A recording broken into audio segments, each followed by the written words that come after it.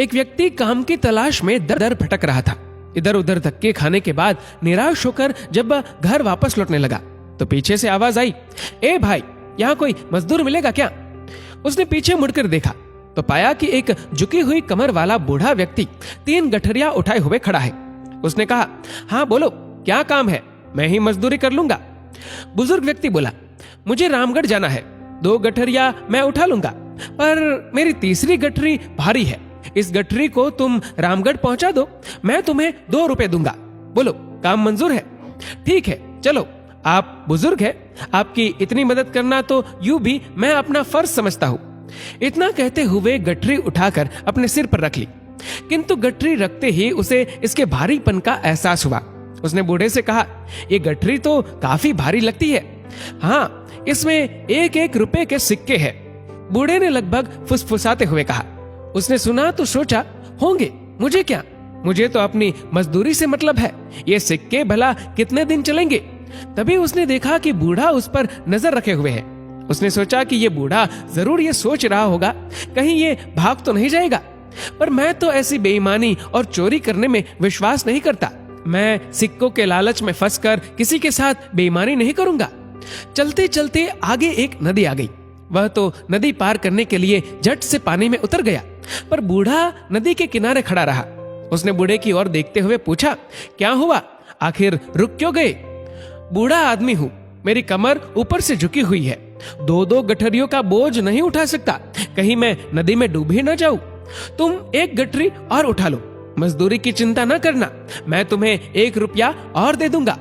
ठीक है, लाओ, पर इसे लेकर कहीं तुम भाग तो नहीं जाओगे? क्यों भला, मैं क्यों भागने लगा? भाई, आजकल किसी का क्या भरोसा, फिर इसमें चांदी के सिक्के जो है। मैं आपको ऐसा चोर बेईमान दिखता हूँ क्या? बेफिक्र रहे, मैं चांदी के सिक्कों के लालच में किसी को धोखा देने वालों में से नहीं हूँ। लाइए, ये गठरी मुझे दे दीजिए। दूसरी गठरी उठाकर उसने नदी पार कर ली। चांदी के सिक्कों का लालच भी उसे डगमगा नहीं पाया। थोड़ी दूर आगे चलने के बाद सामने पहाड़ी आ गई। वह धीरे धीरे पहाड़ी पर चढ़ने लगा, पर बूढ़ा अभी तक नीचे ही रुका हुआ था। उसने कहा, आइए ना, फिर से रुक क्यों गए? बूढ़ा आदमी हूँ, ठीक से चल तो पाता नहीं हूँ, ऊपर से कमर पर 1 गठरी का बोझ और उस पर भी ऊपर पहाड़ की दुर्गम चढ़ाई। तो लाइए, ये गठरी भी मुझे दे दीजिए, बेशक, और मजदूरी भी मत देना। पर कैसे दे दूं? इसमें तो सोने के सिक्के हैं, और अगर तुम इन्हें लेकर भाग गए तो मैं बूढ़ा तुम्हारे पीछे भाग भी नहीं पाऊंगा। कहा ना, मैं ऐसा आदमी नहीं हूँ। ईमानदारी के चक्कर में ही तो मुझे मजदूरी करनी पड़ रही है, वरना पहले मैं एक सेठ जी के यहाँ मुनीम की नौकरी करता था। सेठ जी मुझसे हिसाब में गड़बड़ करके लोगों को ठगने के लिए दबाव डालते थे। तब मैंने ऐसा करने से मना कर दिया और नौकरी छोड़कर चला आया। उसने यूं अपना बड़प्पन जताने के लिए गप हाँकी। पता नहीं तुम सच कह रहे हो या, खैर, उठा लो ये सोने के सिक्कों वाली तीसरी गठरी भी। मैं धीरे धीरे आता हूँ, तुम मुझसे पहले पहाड़ी पार कर लो तो दूसरी तरफ नीचे रुक कर मेरा इंतजार करना। वह सोने के सिक्कों वाली गठरी उठाकर चल पड़ा। बूढ़ा बहुत पीछे रह गया था। उसके दिमाग में आया, अगर मैं भाग जाऊं तो ये बूढ़ा तो मुझे पकड़ नहीं सकता और मैं एक ही झटके में माला माल हो जाऊंगा। मेरी पत्नी जो मुझे रोज कोसती रहती है, कितना खुश हो जाएगी। इतनी आसानी से मिलने वाली दौलत ठुकराना भी बेवकूफी है। एक ही झटके में धनवान हो जाऊंगा। पैसा होगा तो इज्जत, ऐशो आराम सब कुछ मिलेगा मुझे। उसके मन में लालच आ गया और बिना पीछे देखे भाग खड़ा हुआ।